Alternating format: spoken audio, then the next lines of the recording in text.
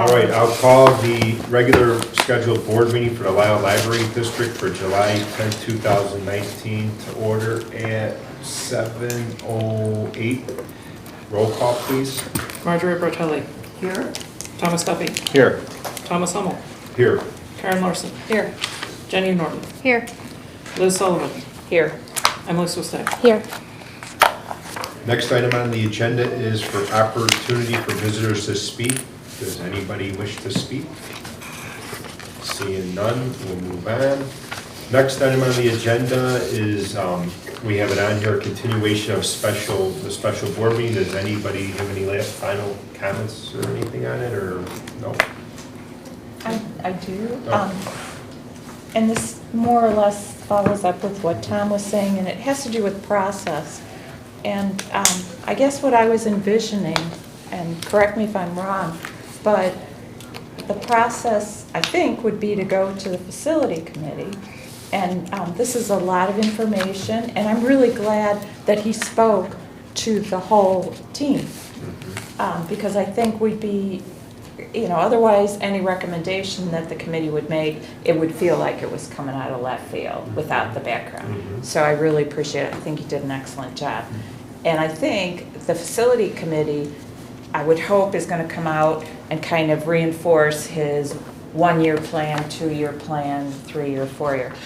And I think that's where we would hook in with the finance committee, because I think the finance committee then can make kind of projections of what kind of money that we need in the 1-year plan. And this is where I know I sprung this on you, Jenny, sorry, like the last meeting. But this is where I think we need to have the 5-year, financial projection as to what we need. And then that, I think, feeds the B&A. And then that, in turn, determines really what we need to be in terms of a tax levy. Do you see what I mean? Yeah. That's what I'm thinking, the process. The only thing, a lot of this stuff would come out of special reserve, so it's probably more of a special reserve ordinance would need to be looked at and updated, so. Totally. Yeah. Totally. I totally agree, and I think what we haven't, because we haven't had a jumping off point, and we haven't had a plan of things we had to get done under certain times, what's been missing in the past is the plan from the facility committee to link to a 5-year financial, this is what our needs plan is. And so, we kind of, luckily we've always had the money that we've needed, but maybe we haven't been able to plan in case we needed something else done. Earmark it. Yeah, earmark it, yeah. So I just wanted to jump off of Liz's point. I think that Tom has mentioned talking about the larger capital projects in full committee of whole meetings, just like Jack presented to everybody. I think it benefited everyone. And then talking about the larger facility projects, I think it would benefit the board to have those in committee of the whole meetings. For the smaller capital projects, I think the physical plan committee should approach those projects. Like some of the interim solutions that Jack recommends in this report, I think that's definitely a physical plant priority or project. I would recommend that our next board meeting have an agenda item that talks about kind of long-range planning and process in terms of, or discussing whether or not we are going to plan 5 years here or otherwise. I think we need to have that discussion, and maybe there's some preparatory work I can do before the next board meeting to supply everybody with some ideas. But I think we need to come to a place where we all have the same plan. If we're going to plan 5 years here, does that mean that that's what we're doing? Or are we not looking at another option in terms of like the downtown space? Because I know there's an opportunity there, but we haven't explored that like financially or, just, kind of future casting of what we'd like to see. I think it would benefit this board to have that conversation, but, But the HVAC, the handlers, that we would probably need to do no matter what. Yeah, his priority, Yeah, his urgence, I think that's a physical plant, priority to tackle those urgent critical care items. Especially when he said that whole process can take 6 months. As Yeah. as Right. we know from the elevator, it will So take. it's something that would probably need to be tackled in the fall so that you could have it in place for the spring For sure. and not. So I don't know how you feel about that idea. I like it because as I said, there's a lot of different data points here. And each of them has, like that report's fantastic, but it also doesn't address how we want to build in new efficiencies or, like for example, innovations or anything we've all talked about. And so where you may spend some more money on mechanicals if you do a lot more upfront or something like that, but if you combine it with additional renovations or a new space, well, long run, you actually save more money because you've all coupled it together versus doing it in a piecemeal fashion here. But I think that's where I'm actually struggling to grasp exactly all these different points right now. And that's where I think I would encourage the facility committee to at least think about, do we need I know we don't like consultants, but maybe we need someone to help us synthesize this information from an expert opinion and give us an idea, well, if you did X in this scenario and Y in this scenario, this is kind of what 5, 10, 15 years looks like from cost or savings, et cetera. Because that's where, like the geothermal is a perfect example. I didn't think about that, but if you did that, you're actually going to save money if we're going to be here the next 30 years. You would probably want to do that, right? Because you're going to save it over the long run. That's right. Something to think about. My mind's all jumbled right now. So. Well, and even short-term projects, working with the ComEd rep and getting the funding through a grant for the lighting. I mean, you're saving money there too. Yeah. I mean, it's not like it's gonna go to waste if you do it, and if you move down the road, you're saving money and you're being energy efficient. I agree. The thoughts that I haven't expressed yet due to time constraints echo a lot of what you're saying. We don't want to make decisions in a vacuum that then, once we look at it down the road, we realize that there were better aggregated decisions that we could have made that would have been both, overall good for quality and efficiency and cost. So what I hope that we can do with follow-up questions to Jack, like, yes, we could get another consultant and try to help us figure out what, some of the different aggregated options are, is just leverage the person who just did a study for us right now and say, which of these things deserve to be bundled together, whether as a prerequisite for one or another. That was one of my questions, was you may have a critical thing, but you may have something that's a priority B or C that's really a prerequisite item for that, and we as laymen would not know that. So if we're just saying, let's focus on critical right now, we may be missing an obvious thing that we need to bundle with that from a sheer requirement standpoint. Otherwise, if you're ripping something up, and then it would have made sense to do something else in tandem with that. So those are the kinds of things that I didn't think we had enough time in that hour for me to delve into. So is the appropriate thing for me to put that in an email, send it to you, and have absolutely. You go from there? I think I will venture a guess that he will say,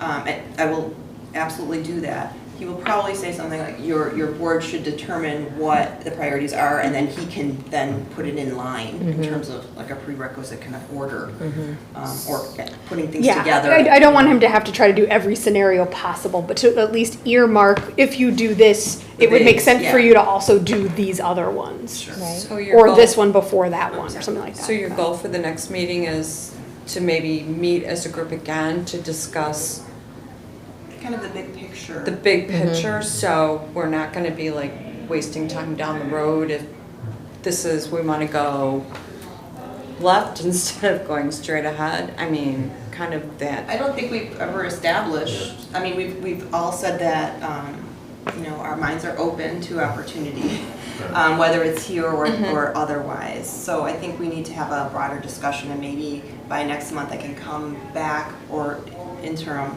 provide you with some more information. the person you are mentioning in terms of like having someone kind of guide us in that way, I think there are people in the field, they're called owners reps or something of that nature, that work for organizations that walk you through those processes. But I'm not sure it's someone like Jack, it might be someone in that field, but that does a different kind of a job. So I can look into What do they that. do? I don't understand, I want to understand it. Owners reps, Yeah. that they would do what Tom was describing, kind of walk you through and represent the organization in terms of dealing with like construction companies or architects and talk about order of things. Kind of like a project manager. Yeah, exactly. But that's the term in researching everything that we've been going through the past few months, that's the term I've They come oversee across. everything, they Yeah. oversee all the construction. And I know Portions we of it. always love hiring more consultants, but it's one of those where this is a lot of different data, because it wasn't just, one of the things I took from Jack's report, it wasn't just electric. There were very separate components that, both from a critical and priority A and B, are there. So you have a lot of different entities that you're gonna have to work with.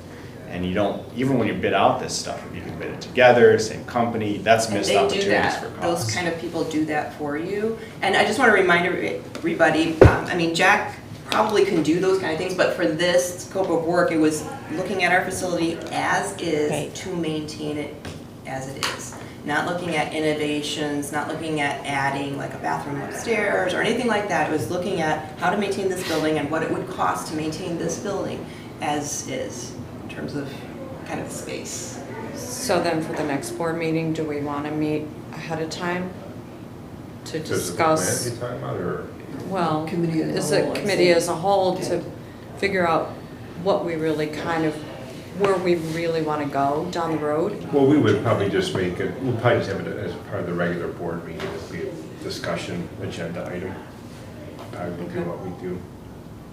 I think it's a Some great time to idea. do a Yeah, little research. she has to do research as well. But I mean, we'll put that on the agenda, it'll be like how we have our meeting format, kind of, like Okay. we'll be able to talk in more detail. Anything, any other questions, comments on it? No? All right, we reviewed the accounts payable, Treasurer Norton and Trustee Larson did that for this month. Next month will be myself and Trustee Duffy, so when we get closer, we'll have to coordinate so I could show you. All right, next item on the agenda is the consent agenda. Can I get a motion to approve the consent agenda? Motion to approve the consent agenda. Trustee Larson, is there a second? I second. Second is by Duffy. Any questions, comments, discussion on the consent agenda? Changes? Nothing, we'll see a roll call. Emily Swistag. Aye. Marjorie Bartelli. Aye. Thomas Duffy. Aye. Karen Larson. Aye. Jenny Norton. Aye. Liz Sullivan. Aye. And I'll vote aye too. Next item on the agenda is committee reports. Finance, we've had a meeting, and as of now, probably nothing scheduled. Next is personnel policy. We met, Yeah. was it last Friday or the Friday before that? Kind of a blur. June 28th. Yes. But June 28th, we met. We discussed some different policies. Some of them are coming to the board as a whole tonight. And some we're still working on with drafts. We have a meeting this Friday, the 12th at 4 p.m. Yes. Next is physical plan. Well, based on the previous discussion, we can either meet just to get a feel for things, or we can wait until the next, my committee members are, since we're new to this. So if you want, Just sorry, as- go ahead. Myself, Emily, and Carrie. I'll go with the consensus. Do we want to hold off until we have our next board meeting? So you want to wait and just see where everyone's at the next meeting when we discuss further? Yeah, I think that's a good idea. I mean, I can do either. We Either, can yeah. also meet and discuss some more short-term things. think. I don't know what you guys are thinking. I don't know what anyone else is thinking. I just I think think the real it's- question is, because it's a committee and there's only 3 members of the whole board on the committee, it's, do you think that you can accomplish something in the smaller group ahead of the? Considering the conversation previously, I think we should wait. That would be my recommendation. And have more of a direction. More of a direction. Okay, That sounds good. fine with that. There is no unfinished business, so we move on to new business. The first one is agenda item A. Can I get a motion to approve resolution 19-05, authorizing preparation of the filing of the B&A? Can I get a motion? I move to approve resolution 19-05, authorizing preparation and filing of the BNA. I second. Seconds. All right, any questions, comments, discussion on this item? It's just self-explanatory, I think. Seeing, want to take a roll call on this? Marjorie Rotelli, Aye? Thomas Duffy, Aye. Karen Larson, Aye. Jenny Norton, Aye. Liz Sullivan, Aye. Emily Sustad, Aye. Tom Selman. Aye. Next item is 8B, approve public notice of public hearing on B&A. Can I get a motion? I move to approve public notice of public hearing on B&A. I'll second. Any questions, comments, discussion? All right, can I get a motion, or a roll call, I'm sorry? Thomas Duffy, Aye. Karen Larson, Aye. Jenny Norton, Aye. Liz Sullivan, Aye. Emily Sustad, Aye. Marjorie Rotelli, Aye? Tom Selman. Aye. Next item is presidential appointment of a committee to review the minutes, which is a review of the fiscal year 18-19 board minutes. This is for the IPLA report. So trustee Norton has volunteered to do it. I'll do it as well. Historically, traditionally, we've done one new trustee and the board president. So we'll kind of stick with that, I guess, for now. So it'll be trustee Norton and myself. We'll coordinate. We get about a month or so to do this, so that's all for that. And then the next item is one of the personnel policies. So it would be approve LLD policy 300, library cards. Can I get a motion? Move to approve LLD policy 300, library cards. Second. Second. You want to do a discussion or? Discussion? Discussion. So this is one of the policies we discussed at our last personnel policy committee meeting. The only thing I have is in A, where it says district taxpayers. That was a change from what it had previously said, which was district residents. And I recommend we change it back to residents. Not everyone who is in the district is a taxpayer. And so just to make it clearer and to eliminate some confusion there, to change it from taxpayers to residents. Emily and I discussed this, and I think it makes the most sense. I think the reason we put in taxpayer is because in the next, in B, we were talking about, In C, in C, the sorry. the non-resident taxpayer. Non-resident taxpayer, we're trying to make them jive, but she's correct. So you change it to District residents, yes. In A. Yeah. And then, in general, the policy, we provided the strikeout version and then the clean copy. What we did here was just change some titles, change some grammar. We did remove some areas. We added some a complete area for district minors. There is a new law that went into effect, so that's been addressed in C. And then there's just some better arrangement of some points in here. We've also made the cards transferable, so now that addresses the family card issue that we've been having where one caregiver comes in with their card and it might be the husband or the wife or the caregiver or the nanny, so that we don't, interrupt use or provide barriers for people, so now they can use the cards regardless. Our kiosks do that now. Our app will allow for that, so we're kind of getting up to speed with technology there. And so those are most of the changes. So I'd like to I'd like for the board to consider some additional changes on item number 2. Under what letter? Yeah, no, what? It's A2. Okay. This was confusing for me. So this is how I rewrote it, and would love your opinion. Patrons may re-register for a library card online via the LLD website.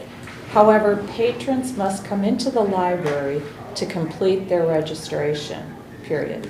Patrons must bring proof of residency at that time. Because to me, saying, however, card registration must be finalized by LLD staff really doesn't tell me what I need to do as the patron. Except we can do cards outside the building. Okay, then just cut it and say patrons must bring proof of residency, period. Because if the issue is that the card registration must be finalized, I mean, you're not telling the patron what that means. And I mean, what the patron has to have is proof of residency, correct? That's in number 3, I believe. Yeah, and number 3, it says proof of residency is required upon finalization of card registration and at the time of renewal. So it's just broken out. Yeah, it's broken out, and that's, number 2 is just to confirm that LLD staff must finalize it. Well, I get where you're going. I think it's very this one. This got discussed for a long time at our meeting. No, I appreciate it, but I think, Liz's point is making it easier for patrons to understand, but I don't think patrons, when they're trying to sign up for a library card, are going to the library policy to figure it out. If there's a separate instruction sheet or anything, that would be the place to go, or to ask their librarian. right, and I wouldn't have item 2 and item 3. And I also wouldn't use passive voice because. Proof of residency is required in order to get a Lisle library card. Well, I wouldn't use passive voice because then you're not clear who's doing what action. Emily, I think we had a question, well, I know I did at the committee meeting. Yeah. About why not have proof of residency right up front? Remember we addressed that? Rather than it seems like it's a 2-step process. Right. It's fine. I mean, we all agreed that I think, Liz, is that what is catching you as far as? So maybe if we just switched the order of 2 and 3, Yeah. Right. I mean, would that satisfy it? If 2 was the proof of residency is required, and then saying patrons may pre-register, but you still have to get it finalized by staff? That sounds good. I mean, does that, just because it seems like then it's order of that how you do it, you know what I mean? Would that help? It's better. I would combine 2 and 3 together for one statement. I mean, patrons must provide proof of residency to get a library card. And if they feel like it, they can pre-register online. I mean, that's basically what you want to say. Patrons must provide proof of residency to get a library card. But before we wrestle, to Jenny's point, though, this policy is probably more for staff than the patrons, correct? Yes, we have more. Yeah.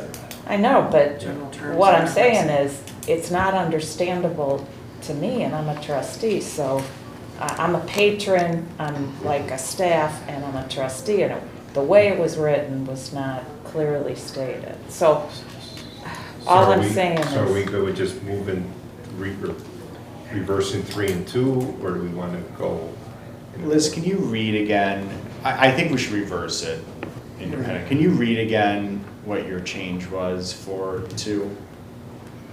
Hang on, I improved it in the meantime.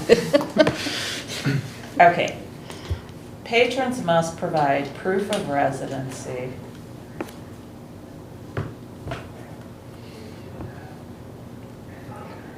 to receive a library card.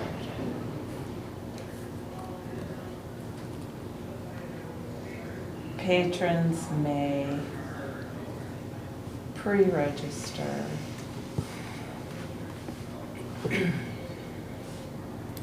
While she's working that, could I ask just a sort of procedural question? Because this sort of goes to my newness here, but we have committees, not everybody's on a committee, and then we have the group, and we're voting as a group block, and see, we are working hard to discuss and collaborate, but so when someone who's not on a committee has, you know, things that are, you know, important to address, is this, This is the time. this is the time, Yep. and this is the Yeah. place, and this Yep. is where we're gonna work it out, hash it Yep. out until it's done? Yep. Okay. Yeah, I would like, Yep. I would like Yes. the language, so we can Yes, pass it. yes.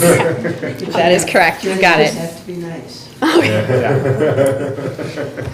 This is what I would probably do. Number 2 would read, patrons must provide proof of residency to receive a library card. And then maybe 3 would say, patrons may pre-register for a library card via the LLD website, but patrons still must provide proof of residency.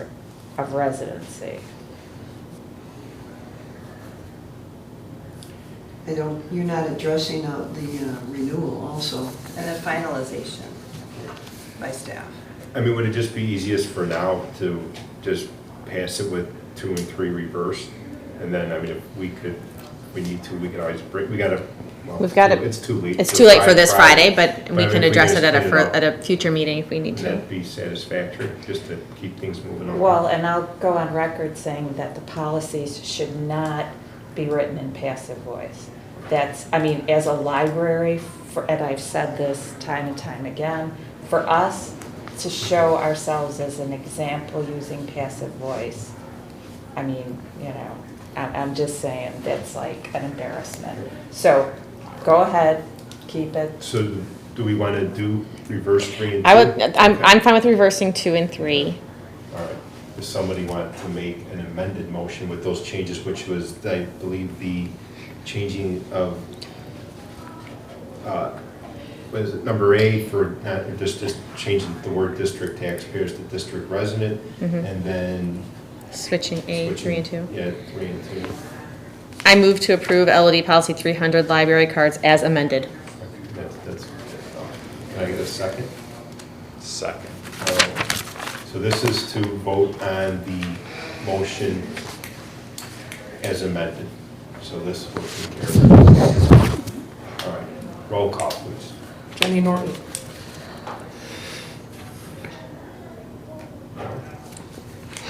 Liz, do you want more discussion, or is it too late for that? Is there any discussion on the amended motion? I cave. Okay. It's, All right. Okay. Well, You had to pick me okay, first, okay. Chris, Yes. thanks. No, I want to help Trustee Sullivan here. Is there a way in which, and I agree with your, the passive versus issue. We pass this, but maybe, and not to give our committee more work to do, but to go through and look at the policies to maybe make them in the, you know, to remove the passive voice, to edit them in a way without changing in the meaning that can be a project for our committee for this year. Because I do agree with you. can I just add something? When I got on the board, I said, give me them in Word. There is a program in Word that takes you 5 minutes to run, and it'll show you every passive voice, and it'll show you what you can change it to correct it without changing the meaning. I offered to do that. Nobody ever took me up on that offer. So since I'm not on the policy committee, I can either offer again to do that, or I can show somebody else how to do it. So it's not time consuming to do, so the offer is out there. I'll ask Trustee Swisek, maybe we can discuss this on Friday, and then we can kind of figure out a process. I agree, I think we should have one consistent voice active, and But I don't have any other changes to this. I just want to make sure. Could we discuss it even though it's on the agenda? I know we can't take any action. We can't take any So we action, could Yeah. discuss. but we could okay, we'll discuss. discuss it. So the motion on the table is to pass the amended motion. Correct. Which we don't, so we're good. So any more discussion on this? We're good? That's where Well, we're at. clarify, we're not passing the amended motion because we want to bring it back to the committee, is that correct? I think for the No. time being, we're gonna do this amended motion. Okay. And then I just the want to be sure. personnel policy will. And then on take it. Friday, we'll talk about Okay. if we want to get rid of passive voice and policies, All right. if we want to do that kind of stuff. Thank you. Any other discussion? Roll call, please. Jenny Norton. Aye. Liz Sullivan. Aye. Emily Swistek. Aye. Marjorie Botelli. Aye. Thomas Duffy. Aye. Karen Larson. Aye. Thomas Hummel. Aye. All right. Motion passes. Thank you both for your support. I know it sounds like a nit. Okay. Next item is staff reports. Is there any questions on the director or assistant director's report? We'll save the statistical and data for later. Is there any question on the director and assistant director report? May I ask a Sure. question? You mentioned a new auditor, Tatiana, in the report. I'm not quite sure how to ask this, but when we have had our budget meetings,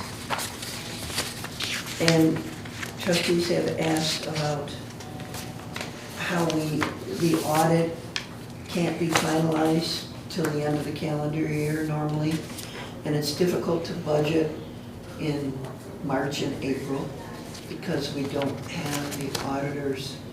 You know, some of the expenses run past that. Am I asking this I right? think she's talking about adjusted move stuff entry, back? like adjusted Yeah, entries yeah, at the end and of I the year. think we had a discussion when, number one, could we ask the auditor or change the budget time to coincide? We can't do that? It's statute. I'm sorry. That's statute budget. It is yeah, statute. Yeah. I don't I think think that was ever I think answered. she's talking about how, when there's the report, like in Ginger's report for this month, those are not final numbers, Right. there's adjusting They'll do entries. adjustments Yeah. after the audit.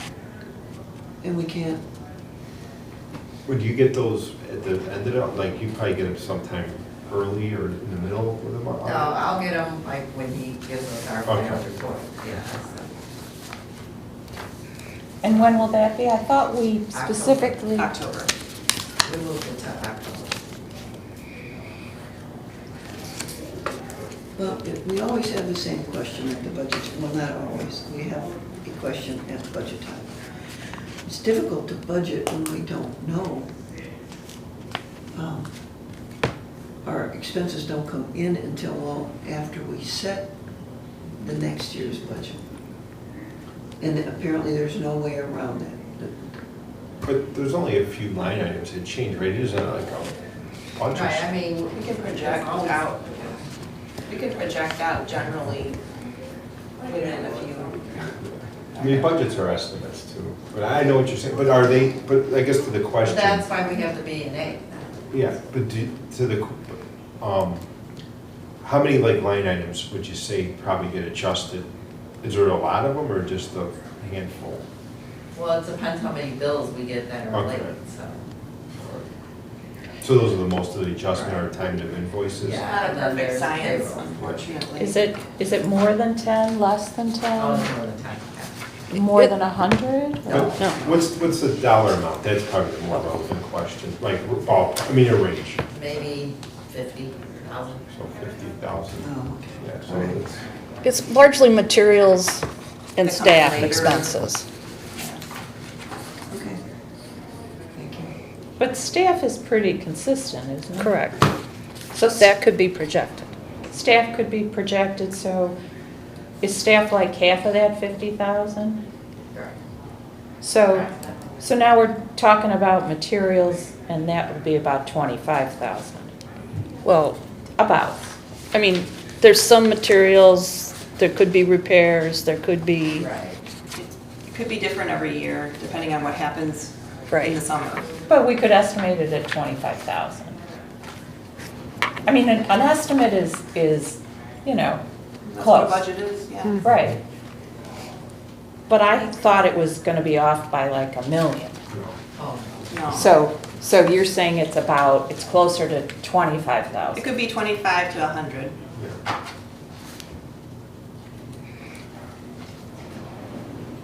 Okay. No, that's a good question, because I didn't realize it was that contained of an amount. So this is section we can also ask questions to these, to youth services. Yeah, that's staff report, other quarterly reports too. So I'll address to Tatiana Will. He's in the corner. I can answer Yeah. it. How, one of the things in this report is we talk about the new story time in our lineup. And it's the Little Movers and Shakers on Monday evenings. How have those been in attendance? Subpar, but that's normally what we expect when we start a new program, particularly at a different time. So I think since we started a month ago, we've averaged maybe 2 or 3 children showing up. Fortunately, the staff member who I have doing that already works Monday nights, so we're able to figure it out that it's not a overabundance of resources being spent on it. And typically, when we do start a new program, we see low numbers for the first month or 2. So this is something that whenever we try a new program, we usually outline it for a minimum of 4 to 6 months. And then if it continues to be that low, we evaluate with maybe those parents, like, is there a day that works better? And we try to then, we don't necessarily just throw it in the scrap heap, but we try to adjust to see what works best for the parents. If I could ask a little more granular question here, which is when you introduce such a program like this, so it's targeted audience, smaller the age range, what is kind of the marketing that occurs when this type of program is launched? We do a lot in conjunction with our communications coordinator, Josh Hepler, and our DOT team in getting the word out to as many people as we can. We try to... That would be the digital outreach. I was right. Sorry. I'm good with you. Get in the weeds. We also then try to talk with parents who are coming in for our other story times, because we find that if you go to one story time at the library, you also are probably participating in many other events throughout the community, like going on there's stroller meetup groups or through park district groups. And then word of mouth through those moms and dads and caregivers often is the best way to spread the word. And we find that a lot of the parents who come in are really excited and will then tell other parents. And so then we ask them, like, hey, have you heard any reason why maybe your friend from the stroller group is this day doesn't work, or what's the deal? And most of our parents are more than ready to give their input on that. I would recommend then also daycares. If I don't know how you do the outreach there, but that would be another. For this specific age group, this is different where if you're like talking a little older, school's out, so it's not the same. No, that's a super valid point. We do, the only tripping point with that is because during the summer, we don't go to the daycares for story times. They have so many more older kids that they don't want us coming in for the little ones because they plan so many things for the other kids.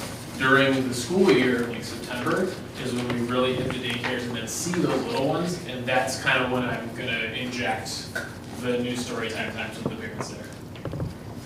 We also advertise through the newsletter as well, Yeah. and posters around the building. Well, what I meant was if you went to the daycare and said, hey, we have this program, can we put a flyer up in your, that's the kind of thing I was thinking about. And I agree with you, but I see that now a little bit more where you can put up a flyer within a daycare, they have no problem with it, it's a service, it's free. They'll happily push you out anyway, since you're probably coming out to them in the fall and winter and spring anyways. So that's what basically I was just waiting till I had already pre-set up time to go in, and while I'm doing story time, hey, by the way, we've got this as well.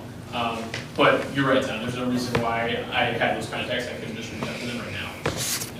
Thank you. Yeah, sure. Any other questions or comments on director, assistant director, or, thanks for reminding me, the department quarterly report? For the sink, I know it's been broke. I know, as we talk about where we don't want to spend. It's been broken for a couple of months now. Is there a time on, I know it's kind of mentioned in here, as to when it's going to be repaired, or kind of what the plan is? It just, the fact that it's been going on for a couple of months now is a little bit different. They have us scheduled, unfortunately, it's in September, but they have us open that if there's a cancellation, they're moving us in. Okay. Just enough people got ahead of us in putting their deposits in.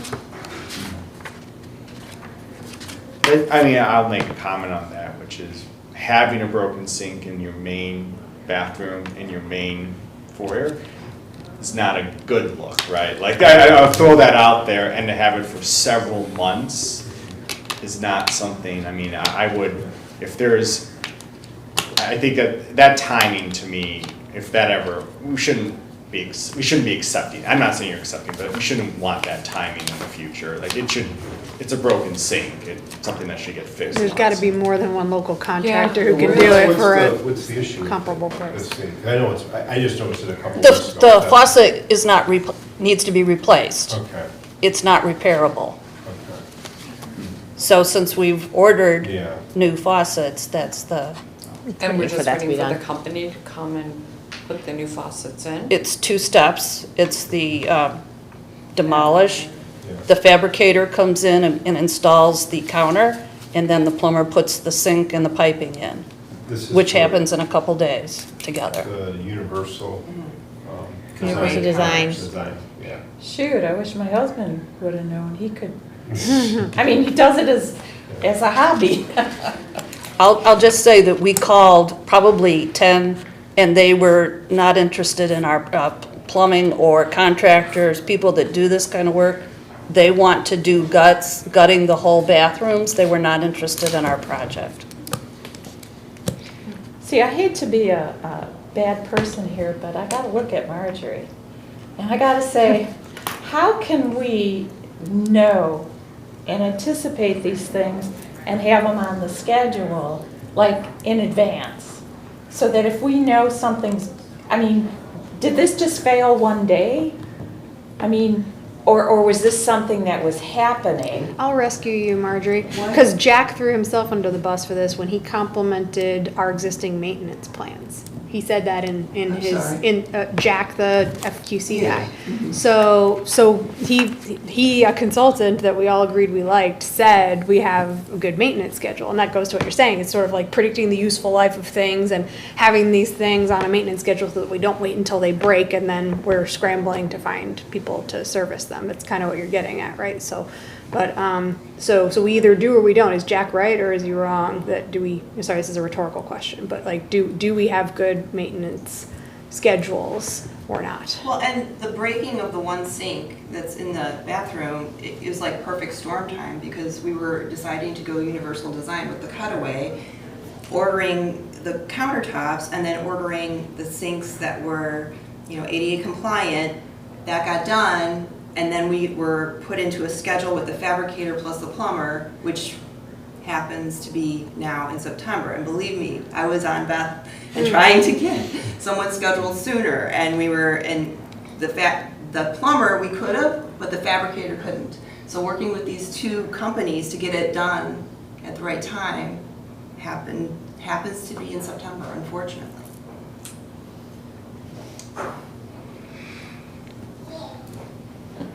I have empathy for this as a homeowner because I know that you can have 3 or 4 quotes and, have like a number 1 that you're going with, and then you have to fall back sometimes to a number 2 because, the schedule gets bumped, and then you're waiting for it to happen, and you have to decide, are you willing to pay a little bit more or, start the process over again with someone else to get it done in a shorter term. And it's just, there's a little bit of things outside your control there, even with good planning. So I apologize, Miss Marjorie. Oh, she's giving me the stink eye. She's not. Hopefully somebody will cancel and they'll get you guys in soon. Yeah. All right, there's any more questions or comments on those reports? If you want to get out of Oh, here, we sorry. can skip Oh. mine, but, Oh, sorry. I'm sorry. I try to have a low profile until it looks like there's time for another question. The active card report, which was something that is, it looks like it's up on, or is that on your other page there, you've got the map, Oh, it's this, right this, there. this is the report. I was gonna stop. It is just the director and assistant director report. I was gonna have this one separate. Okay, All then right. I will wait. So we do it director, assistant director reports and department reports? All righty. Oh, Sorry. that's okay. With the technical services report, in the future, it would be nice to see, because we know there's a plan for sort of like all the replacement of the computers and all that kind of stuff. I think that would be in there, or just kind of an idea of the progress on that, or that would not be in there? All right. Technical services is the cataloging All right. and acquisitions of the material in the library. My apologies, I just stole 1 minute of everyone's time, so. It's okay, that's okay. Thank you. It's an antiquated term. Some libraries call it like resource management. So I got what Will was talking about, but technical services throws me off. All right, so if there's no other questions or comments on those reports, we will move to the statistical and data reports that we had the director do that we agreed upon as a board to look at last month. So I will turn it over to the director if she wants to. Okay, well, I provided an active card report, and this was because we talked about underserved areas, and I thought that one of the ways to research underserved was to look at card activity within the district. So the report does, it represents all of the distribution of active cards in the district using 3 years of Polaris data. And our Polaris, our ILS, our integrated library system, divides our district into 7 areas. And this was done way back when. What we did do though, we just passed out the district in orange to you all. What I did was I blocked off the areas by street into the 7 areas. So we go through, you know, Old Lisle, Oakview, North Warrenville, Beaubien, the Burlington area and 4 Lakes, Steeple Run and Oak Hill, and then Green Trails in the Meadows. And the district covers, as you know, most of Lisle proper, including unincorporated areas of Lisle and Naperville. And then it's just important to note that within this report that each of the little zones have a different allotment of homes. Some have larger properties, some have more condensed, more dense areas. But it does talk about the, I provided the charts in here. Some of the charts are a little fuzzy, I apologize for that. But when you look at both charts, you can see the distribution of active cards. And by active, we mean people who have used their cards for any number of purposes, whether they are checking out materials, interlibrary loan, reserving the meeting room, all of those things. So you've got the data in front of you. The most activity comes from Green Trails. The least activity comes from North Warrenville area, and part of that is due to, I believe, housing density. Mm-hmm. So just wanted to put this out there and have discuss, or we want to dive deeper. What did you think about this information? Did anything surprise anybody? I think the percentage of cards at first surprised me when I looked at this, but then I realized, well, Green Trails does have probably the most homes. It's one of the bigger subdivisions, and I think it's actually the biggest subdivision in the district. So I guess that makes sense why there's a percentage of the cards they have it. I was surprised the Meadows was so low, but then I thought, well, maybe the Meadows isn't as big as I thought it was as far as the number of homes. So, I mean, at first when I saw the numbers, I was like, wow, I didn't expect some of this, like even 4 Lakes, but then, well, they got a lot of units and they probably have a lot of turnover too, so. The one, I mean, I guess this might be a little bit difficult to do, but to see like if an area is underserved, is that if we could try to find like how many residents are in these areas, and that's probably really difficult. Big project. Oh, it's a We could do project, it. I mean, it would probably something would take some time. I don't know how you would even get that, probably through the assessor's office, or, I mean, you could contact probably some of the HOAs. Census data? I don't know if the census, yeah, it could. I know HOAs would probably have some numbers, but not all, or, yeah, not all the areas have HOAs. Because like even in the Meadows, you know, like I said, when I first saw that number, I was like, wow, I'm surprised. But then when you look at the total number of cards, I said, well, that's probably okay, because I think there's 535 homes in the Meadows, and there's, I guess it's what, 900 cards, so I don't know if that, you know, what's underserved, I don't know if you got 900 cards. Yeah, I agree, bumping it up against the true percentage of the population. Of that area, Yeah. so. I don't So know. what are you thinking on active cards per capita? Either, I don't know if you could, well, that's actually probably better too, is like how many cards per person, if you even get that data, but if it's just residents, because that would be census, I would be the only one you would get to get that type of information. I don't know how they break out census data that down, but I mean, if probably residents would be the easiest, and that would still be difficult to get. Yeah, the percentage of residents in an area that have a card Yeah. to that overall percentage of that area is Mhm. the number you want. Yeah. And then you have to remember that a home or property may have 6 residents and 1 card. Correct, that's, So do you want to do cards that are active, Tom? Yeah, we could do active. I think that's fine on active. You would expect it to be lower than all cards, because I imagine if you did all cards, you'd have more, of course. But I would say one point on the Meadows, not to pick on the Meadows here. With understanding also kind of what that place, they have a 7.5% also would be maybe a good place to look at for this initial one. It's a little lower for, it's a lot It's of fam- adjacent for It's one thing. adjacent, So it's and not a that geographic number did challenge. stick out to me in relation to it. That would also just be kind of a spot. I don't even know if I need to do a lot of analysis to say, that's probably a good spot to go to the HOA, to go to that community and say, hey, we're a library, come use us. but I mean, it's, because there's so many young families around, I mean, that's what threw me, you know, at first, I guess, when I saw that number, but I don't know if it is, and like you're saying too, you might have 6 people in the house with only the 1 library card, so. Yeah, as I'm thinking that over in my head, I'm starting to think, I think it would be fair to assume that the library is accessible if there's even 1 active card in the household. If one person is Sure. reaching, Mhm. so Sure. so we could do it by household, not by Yeah. resident, and get a meaningful assessment.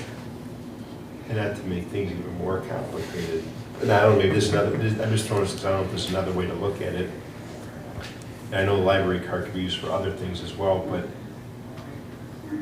like number of materials checked out, because that might be a more, I don't know, if anybody thinks.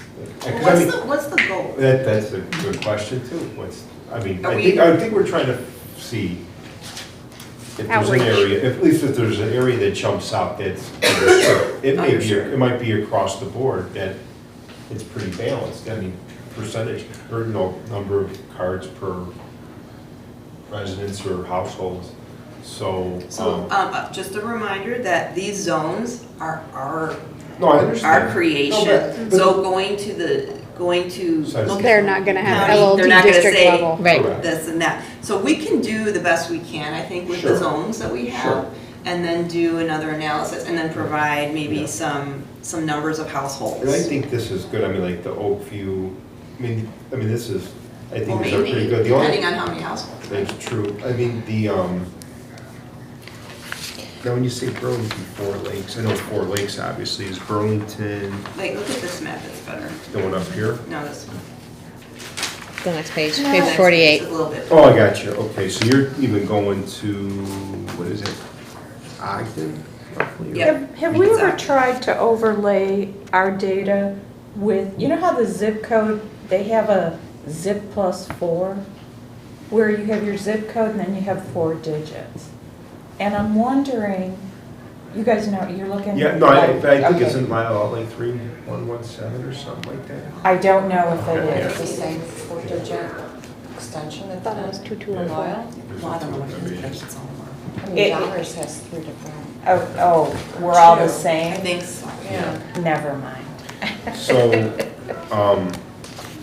But back to Tatiana's point Yeah. is, and which, you know, I'll share credit for that because that was my question from last month, which is, you know, working backwards from what our goals are to make sure that we're sending the director and staff on a good mission to serve what our goals are. So I was saying, to me, it's about outreach awareness, one of the 4 pillars of our strategic plan. Is there any disagreement about that? Is that what we're getting at here? yeah. Okay, all right. Well, So, I there we mean, have it. We know what we want it for. So with Jenny's idea, I mean, staff will use this to look at when we do outreach, trying to think, are we hitting various communities and where do we kind of, like if, like Will mentioned, going to the daycare centers, and he'll kind of think about where they are located in relationship to certain neighborhoods. Because some people choose one that's as close as possible. Or if Or, we have less active users in, let's say, North Warrenville, why is that? Or I think part of the reason is that there's a lot of commercial there, There's a- but there's an opportunity there to possibly put up flyers or in businesses and things like that. So I think this is good information. I think it's Just one layer. Yes, agreed. Well, I think there's a good opportunity with flyers and stuff, is like with the schools starting up again, is do some, I don't know, flyer that can go home with the packets for the kids. Hey, you know, we have all these great services and things that are going on at the library with school, you know, starting again. Stop in, sign up. But I think we do that already, yeah, so. So it's something that Yeah. it's included Thanks, with Yeah, they the have schools. the kids have a digital backpack now, so instead of physical flyers being sent up, the parents have access to, they go on the website and everything that they would send home normally has no chance of getting lost in a backpack or on the bus because they can just look at it through the school's website. And so we will give flyers for library card sign up or for programs coming up that then are put in the digital backpacks for the respective groups. So like a program for 3rd and 5th graders, we'll put the digital backpack for those kids. That's a great idea, and plus like parent teacher, or like the beginning of the school year, they have an open house. Maybe have somebody, I'd be willing to go. No, we do. To the open Circulation house. goes and Wyatt staff goes to those as well. They also have reading nights throughout the year that we go to. Pretty much any event where they have after hours or a bunch of students and parents are going to be there, we've either got a circulation staff or a youth services staff over there. Okay. And in the spring, you go to the elementary schools and tell them about summer read kickoff party, because my kids came home telling me, Mr. John came to school and talked about summer read kickoff, so, We do spring reading too. yeah. Yeah, we have excellent relationships with our local schools, which is super great. So with all that being said, right, what I would then say is, okay, so this is the data based off of all these efforts. Then, on top of the analysis, I think you have enough here to start tinkering with, maybe going into one of these neighborhoods, trying some new marketing now over the next 2 to 3 months, so that you can see if find a special sauce or recipe to move the needle a little bit. Now you have a baseline. And even if you see a little bit of improvement, because once we do a deeper dive, you're gonna wanna deploy that more, but you don't wanna wait till the deeper dive's done. You have the opportunity to pilot now and go with it. Who kind of wears the hat of marketing within the, We have a communication coordinator in the administrative department, and he works with Beth and Lisle. okay, so you guys are marketers. We try. We also have marketing in our strategic plan as one of our goals, to create a plan for that. I guess I'm trying to see, if I think about what trustees are supposed to do, I probably would not have chosen to go down this path. Because I don't think that, given what the library already does and what trustees are tasked to do and what's most important that we're not doing in our strategic plan, I'm not sure that this is the low-hanging fruit that we as trustees should be diving into, especially after hearing all the things that we already do. I mean, it's like, you know, it's the 80-20 rule. If we're already doing 80% of it by staff, and it's gonna take another 80% effort to get the extra 20%, is that really where we wanna spend our energy? I agree with that in spirit, totally. But the thing is, I don't think the board is talking about being the marketing. We're just helping with oversight and guidance, and what we're trying to gather is to help us do what is our job, like the B&A, and make sure that that is reflective of priorities that we've identified from things like where are areas that are underserved? Are people not coming to the library for some reason that we should incorporate into our budget and into our facility plan, et cetera? So that's how I see it connecting. It's not a direct connection like we're gonna go in there and develop a marketing plan for the director and staff to do. I guess one of the things I thought of with this specific one was, in case there was something that jumped out at us, that if there was an area that was underserved.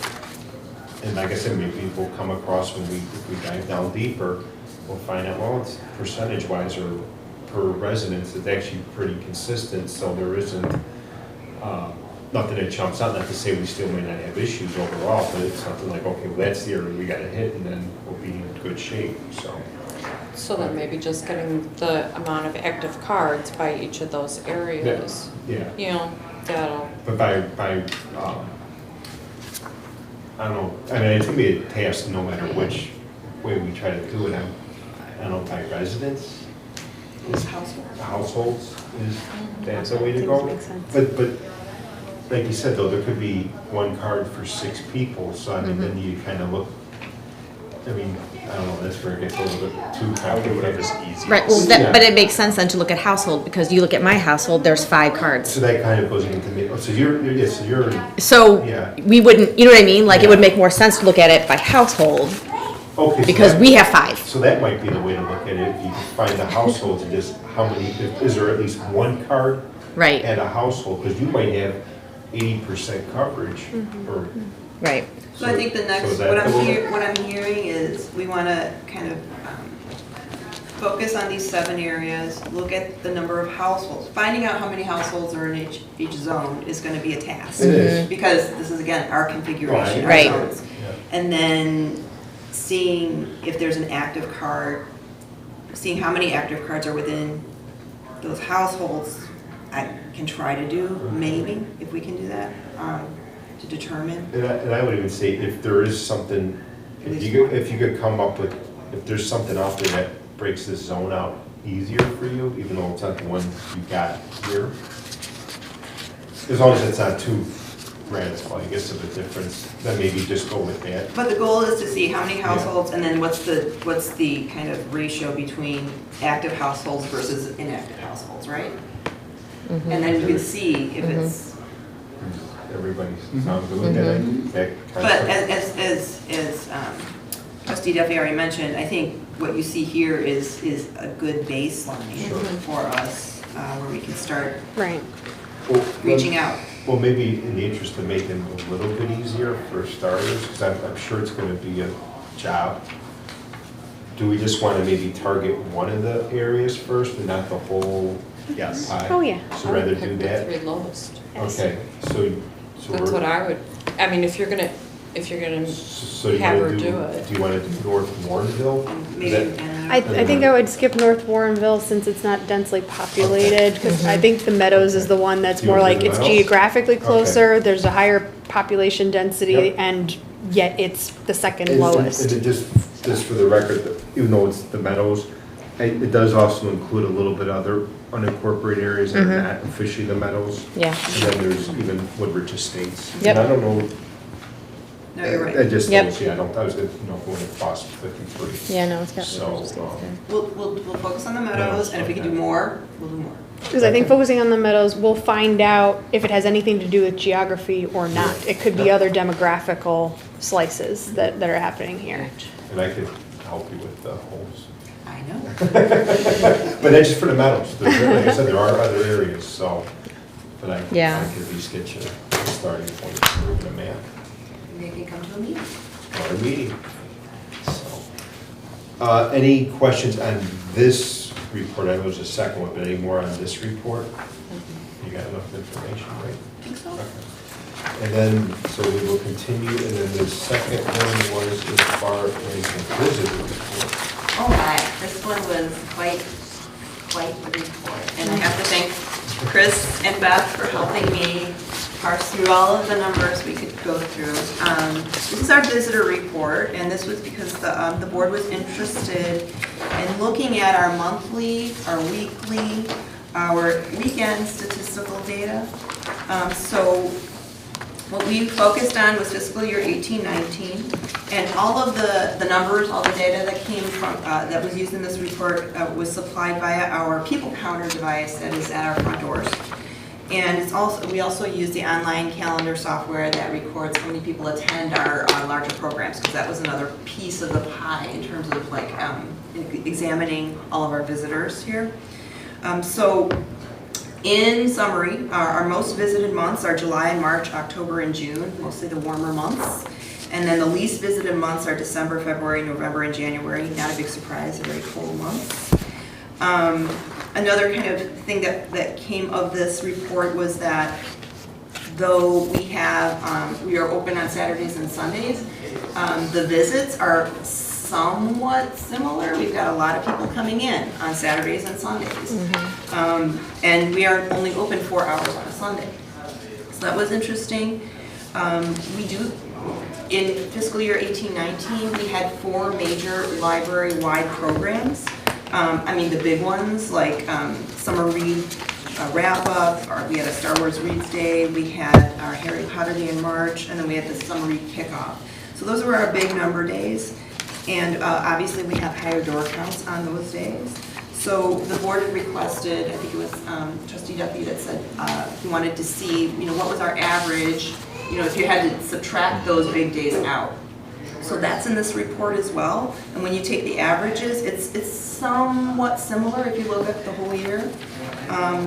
So if you look at the visiting averages from Monday through Friday, Saturdays and Sundays, you see somewhat similar numbers, but we've got about 481 visits a day during the work week, and then 547 on Saturdays, and then 444 on Sundays. If you take out those major events, it's on average about 518 for those Saturdays.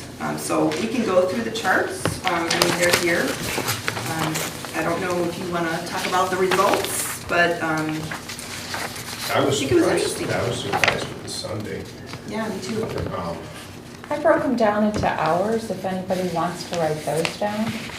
Actually, what did you have? 'Cause I started it. Okay, on Monday and through Friday, it's 42 people an hour. On Saturday, with the major events, it's 73 an hour. Without the major events, it's 69 an hour. And Sunday is 111 an hour. Do we see a lot of variation between Monday and Tuesday and Wednesday and Thursday and Friday? Not a huge amount, but it depends if we have a program during the day, during the work week, so it can. And a lot of it depends on weather. I mean, there's so many variables. And actually, I was even a little bit surprised at the least visited months. I thought that'd be busier because the school is in session, but I guess not. But on the other hand, and I know this isn't, I don't know that the variances between the months is statistically relevant. And I know that wasn't a question we asked, but the variance is so little, it might equal no variance. So I don't know that I would put a lot of weight on months being different, because it may not be statistically relevant. Now, when you had the most visited months, was this with major programming? Okay, so that might skew some of these months then? Like, Sure. okay, so July, the reason that's, well, July. In March has Harry yeah, Potter yeah. Day, So, October has Star Wars Reads Day, and June has. okay, so that might be. I mean, that's why the months are relevant, because we have these major programs.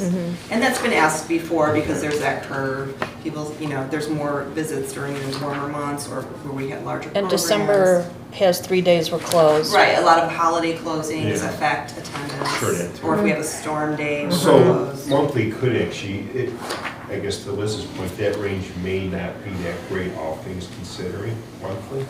I mean, if you took out the major programs, if you start like taking like any adjustments, like you take the major programs out or days you're closed, I mean, sure. Then it's pretty even. Yeah, Yeah. yeah, okay, yeah. But we do have those things, so. that's Sure, why well, there's- no, I understand, but, yeah. Would it have any relevance as to the time of day?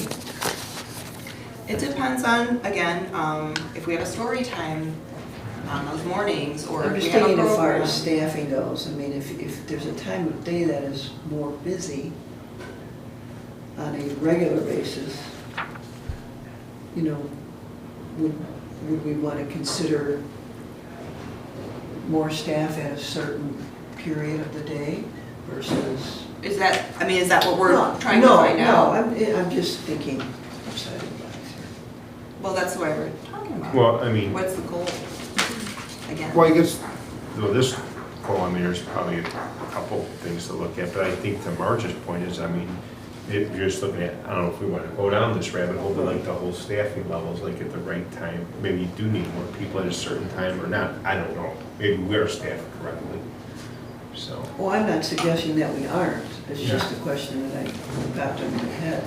And it's also, too, we've had many conversations about the amount of people, and this is a totally different issue. What prompted me a bit was the time of day and the day that the computer lab is used the most. I can come in here at many different times. I kind of have a general idea of when we have the most people there. Being that I am not working, I can come in at all different hours. So, you know, it's just a question. You know, do we need, are we serving ourselves better? Do we need 2 reference people at the reference desk when there's barely anyone in the computer lab? Not to say that they aren't doing other things. It's just, Oh, they are. No, I understand, but do you follow me No, as far as? yeah. Well, I can assure you that staff evaluate scheduling monthly, Okay. weekly, and if we need more staff on a night, because we're doing an extra program, the department heads schedule staff. So if we need more staff, we will hire more staff. If a staff person leaves and we can manage without, that happens too. So we do evaluate staff regularly. As far as the computer labs go, as mentioned today, we had a full house, and that can vary. And staff, in terms of working at the public desks, it's not just to serve the, and I know you know, but I just want to say, it's not just to serve the physical people there. We're answering phones, we're answering emails, they're doing material selection while on the desk. So there's more going on than just serving the physical people that are in the building. When I saw this data, I'm gonna flip it completely on a different topic, is clearly our weekends, there's a high demand, even on the per hour, per day, whatever you wanna call it. And I think okay, you have community that's telling you that they have a high demand on the weekends. And I know we have some, for example, the programming, right, traditionally is more weekday based on a lot of the stuff that we do, but we have a lot more people coming on the weekend. So that's where I think, how do we service them better? Where when they're coming in here, because they're telling us that they're with their feet, that they want to be here, but they may be not getting all the same because they can't come during the week. I think that was something I took from it. Because and I thank you, Trustee Sullivan, for putting the per hours, which is 4 hours you're at, and on Sunday you're getting, 22,000 total people show up on a Sunday from last year. That's a lot. And I take that one step further because the number of people that come into a library, and this is not our library, this is all libraries, is decreasing over the time. I think we've all seen this. The number of people who are using electronic access is increasing all the time. So I know that we're more used to measuring, and we have more things in place to measure and report on physical people coming in. But a lot of the reports we do don't address and don't combine electronic access. So while we're saying this is what's happening, Monday through Friday and then Saturday and Sunday, physically here, where do we incorporate how we're serving those people electronically? So I think there's a point where you have to incorporate all your patrons. And I don't think we're there yet. I think that's a valid point, and definitely data analytics could serve better awareness there too. I think overall, I think we're on a trail. I don't know, we're getting data, and I think some of it is going to be useful, and I'm going to be the Debbie Downer, but some of it is not going to be useful because we're only going to be able to take our best guess as to why people are showing up or not showing up without knocking on their door and asking them directly. You know what I mean? We're gonna trend analysis, and we're gonna look for correlations where we can, and we're gonna take our best stab at it and say like, hey, it looks like there's a lot of foot traffic on Sunday for only 4 hours. Maybe we should beef up programs. And we look at statistics that show spikes in months where we have major programs. That seems like a direct correlation to major programs leading to higher usage, which then tells us we're heading in a right direction there, and that we should continue to invest in and reinforce those things. So we are getting some data. I think we're kind of on a track of getting what we're hoping to get out of this. We just need to kind of go, kind of like detectives after the things that we think are going to yield the information that will give us better decision-making capacity. And we have access, we haven't seen it, but we have access to usage data on the public computers. I know I've been asking for it for All right, 2.5 years. Without overwhelming staff, I think we'll, just like at the last meeting where we said we'll bite off a little bit at a time. I think we're gonna bite off the meadows a little bit here, and I'll be curious to see. I attend the Murder Mystery Book Club, so I have my detective hat on, whether I'm realizing it or not, trying to help us figure out where we want to direct from here. And regarding Liz's point regarding the digital materials, you were talking about digital materials, correct? When you were talking about blending? Yes. Okay, so that's materials, and then we were talking about, what I was asked to provide is physical traffic through the building. Correct. So that's what this is. Blending those things and having a large report about use, whether it's material use, group study space use, meeting room space use, that's a bigger report. I do want to mention one thing though regarding use of libraries in general, and you're talking about foot traffic going down. When I did this report, I wish I had more time. I wanted to pull some of the more contemporary libraries, or libraries who have updated their facility, because I wonder if we're seeing less use of our space, like people coming in the building, because we don't offer some of the things the more contemporary libraries offer. And I think whatever we do with our facility to improve what we have here, we are behind many other communities. And I feel bad that we are not providing our patrons some of those innovative things. So I wonder if some of the decreased foot traffic in our building is due to not providing those things. I'd like to pull some of the other libraries to see if their foot traffic, and if they've been renovated or improved in any way within like the last 3 years or so, and to see if their foot traffic actually increased. I think that would be good information for us too. Well, and I think we talked about this at a previous meeting. We need to set goals. Is our goal to increase foot traffic? Is our goal, depending upon our demographics of who we serve, are those people is it a reasonable goal to increase that foot traffic? Or is it a reasonable goal to say, we have highly educated people and most of them have computers, and therefore most of them would rather have more technology accessible to them remotely? I mean, we have to look at libraries as a whole, and we have to say, what's the goal for the library?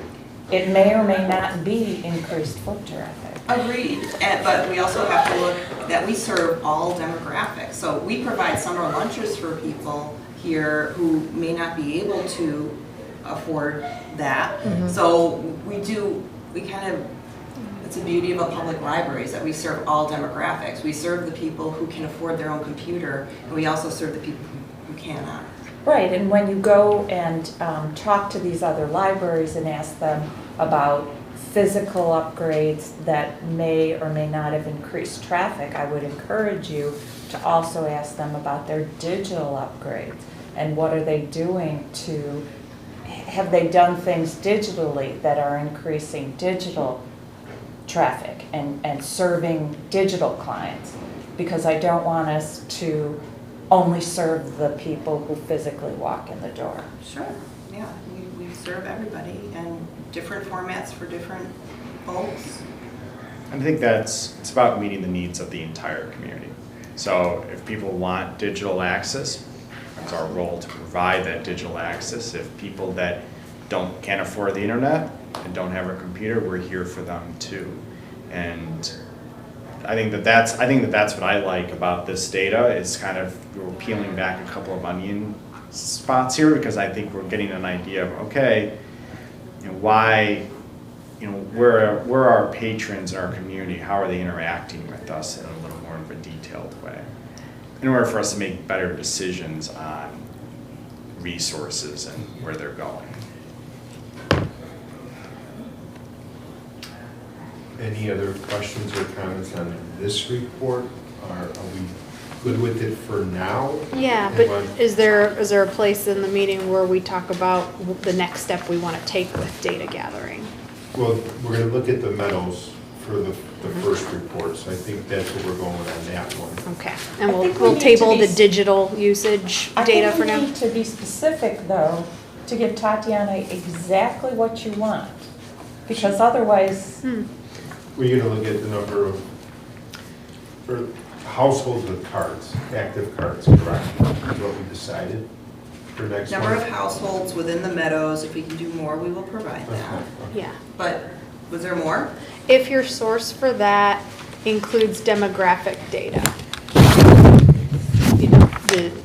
that I think would, so some things other than geography data points, I'm just gonna make an example of, say, retirees. We find out that 80% of the people using it are the retirees, and we're saying, so then we interpolate from there, okay, well, the only people who are using it are retirees. What do we know about them? They have a schedule where they can come during certain times of the day that other folks can't, so their hours independent. So we start to figure out why they're probably coming here versus others, and then we're able to, or they don't care as much about the digital stuff. That's why there's foot traffic. Sorry if I'm discriminating against people saying that, technology is not, is directly correlated with age or something, but do you know what I'm saying? Like if we can get a little more data out of the meadows to help direct what is the cause of its lower participation to go to the next step. So what she's saying, I mean, obviously just the big picture, but then also if there is a way to get more specific demographic data, then get that too. Yes. and I think you need something, you need a denominator that shows like total number of either households or total number of residents. Because otherwise you're not going to be able to judge penetration. Again, if you, That if was you already could, discussed. whatever you could get. I mean, it's gonna be tough. It's gonna be difficult to get that. I think, again, whatever you could get, go for it. Because you already hinted at it with the first round. The first round you said, hey, watch out for North Warrenville because it's a lower residential density area. That you already thought ahead to what was going to help be more beneficial to analyzing One this. of the other government entities like Village or Partnership have like a GIS system. That would be where if they could do that for you, where they could just map, if they're basing off census data. I mean, I've used it professionally. You just would draw the outline of the meadows and whatever is classified here, and it would give you a rough estimate, and you just take that data as like the households or average age and stuff. county might, I know the county We'll has look into GIS, it. and then plus, the village may still have it, but since it's unincorporated, they may not, but I think, The village doesn't have it, they consult. but they can, Yeah. definitely the county will have it, because I think they even outsource to the county. They do. As far as the one with this last one with the visitors' foot traffic, I know we probably want to do some more with that, but are we good with that for now? Or is there anything else we want to look at with that report? Just keep in mind, we're going to have a pretty busy meeting next month, because we're going to have a discussion as far as long-range planning, and then Yeah, I think a lot of these things are clues. Sorry, Yeah. the detective hat is on again, and Yeah. we might not be able to use it quite yet, but we will refer back to it and sort of bundle it together once we have Is there a B&A? bigger picture. So then we also have the B&A next month too, so I don't know if it was one good for now, then we can come back to this one in a subsequent one. Yeah, and I liked Tatiana's idea of looking at that foot traffic to new libraries, renovated libraries, to get an idea of that effect. That's also kind of helpful when we're going through our own thinking on what to do here. So maybe a couple of months, 3 months, just take that time to pull that data. We're gonna have enough data and enough stuff to talk Sure. about, but to have enough time to research that. So that, I agree with that, but it's okay to wait a couple of months or so, like either September or October? Are we okay with that? Okay. If there's nothing else on that, last item on the agenda is for opportunity for trustee comments. We will go backwards this month. Trustee Swistat. I'm first. Yeah. I just wanted to say that the Wednesday performers day at 2:00 was really good. My oldest son was volunteering upstairs for summer read, and so I came in with my middle and youngest son, and we came to the presentation that was put on by some students from COD. It was really good. It kept us all entertained, kept us focused, and it had a really good message. It was about basically about belonging, and so it was showing different scenarios where someone was feeling kind of like left out or that they were invisible and people didn't see them. And it was saying like, how, if I was something different or if I was this, would they notice me then? Would I be part of it then? And then, their message was, we saw you all along, like, we knew you were there, and kind of bringing everyone together. And it was really good. I thought it was a really great event today. So, and it was full. I mean, it was full. All the chairs were full, and there were kids on the floor. And after it was over, they signed autographs for the kids, which was really cool. And so yeah, it was really good. Next one, Trustee Sullivan. I just want to say thank you, everybody, for being open and having discussions. I think that's a welcome addition to our meetings. Trustee Norton. Kudos to the director and staff for their participation in the 4th of July parade. And thank you to the staff who worked on the monthly bills, because it was very easy to understand, and I appreciated the answers I got to my questions. Trustee Larson. Yeah, the parade was great. It was a fun experience, and this has been good tonight. May it continue. I'll go next. Just a question, so last month we passed the schedule for meetings for this upcoming fiscal year, the fiscal year we just started. So looking a year from now for July 2020's meeting, I don't know if we can do this. What does everybody think about it? Is everybody okay with meetings still on that second Wednesday, which is right after 4th of July? Or would you be open to waiting to the third Wednesday, which would be, I think it's July 15th? And I don't know, is there a reason, could we do that? Yeah. Because the reason I ask, because I know next year, the 4th of July is on a Saturday. And this year was on Thursday, so between either for staff and even for the trustees, We'll look into it and see if it, I don't think there's a problem. Are trustees okay? I'm okay with either, or we can keep B&A it to the maybe. second Wednesday, which is the 8th. I'm Or do consulting you my want to crystal ball postpone for a a year week from now. to give more breathing room? I would postpone a week. Postpone a week to the 15th? No objection. I mean, there's a, we got a long No time, preference. But So you're away. you're away. That's So- what I mean, But yeah. we're it's- open- Are we open to wait in a week? Okay. Because I mean, it was, plus I did train the 2 new trustees on, so with the eyes of the skies, the 4th of July, everything up, it was a short one, and plus we had a lot of stuff to read this month. Yeah. So I mean, that's what kind of triggered my memory, like, wow, so maybe next year might not be as action-packed too, so maybe we'll play it by ear. All right, next one, trustee Duffy.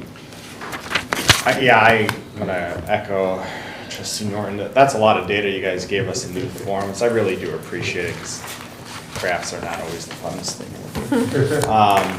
But I also want to encourage the staff, outside of the data, you can run and pilot this stuff, tinker with it, find it. I don't want us to wait to have every single layer down. I mean, I think we are starting to get a good idea of what's going on, and if it means that we can start doing some stuff now, do it. I don't want to wait. And a good example is actually that Monday programming that I was asking about. I actually had a neighbor attend it. She has a under 1-year-old, and she loved it because she has not been able to go to anything during the weekday because she works as well. So that was very appreciative by her, and I think that's another example of meeting the needs of the community in a new way. So, thank you. Okay. Trustee Bartelli. No comment at this time. At this time. So with nothing else, can I get a motion to adjourn? I move to adjourn. Trustee Salt, second. Second. Roll call, please. We usually do Don't- it. Oh, I'm sorry, all in favor? Aye. We're adjourned at 8:39.